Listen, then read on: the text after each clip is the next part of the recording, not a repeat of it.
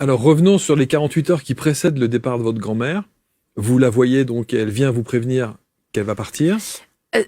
C'est pas elle qui me prévient parce qu'à ce moment-là, elle est encore vivante, mais j'ai l'info Ouais, que effectivement, dans 2 jours, elle est plus là. elle est plus là. Mais ça veut dire que vous vous réveillez au petit matin avec cette info. Tout à fait. Et qu'est-ce que vous en faites de l'info? Je préviens ma mère.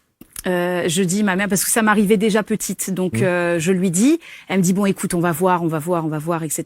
Et puis effectivement, 2 jours après. Et elle était déjà affaiblie? Oui, mais ça faisait déjà 2-3 mois qu'elle était comme ça, donc ça aurait pu encore. Oui, ça aurait pu. Voilà, durer. c'était pas non plus. Et donc vous dites à votre mère, dans 2 jours, Mm. dans 48 heures, Tout à fait. mamie sera partie. Tout à fait. À ma mère et ma sœur, oui, tout à fait. Et ça, c'est quelque chose qui m'a longtemps accompagnée et j'apprenais à vivre avec. Mais et ça, c'est important de le dire. Il faut avoir une grande humilité, je trouve, dans ce métier de médium, pour pas avoir l'impression qu'on détient quelconque pouvoir. C'est que plus jeune, quand je rêvais de ça, j'avais tendance à fanfaronner, et je mets de gros guillemets, auprès de mes copines en disant voilà, moi je prévois des choses, etc. Et ben ils m'ont tout de suite sanctionné là-haut. Après, je ne captais plus rien. Et je n'ai plus capté de messages me prévenant de décès pendant X années.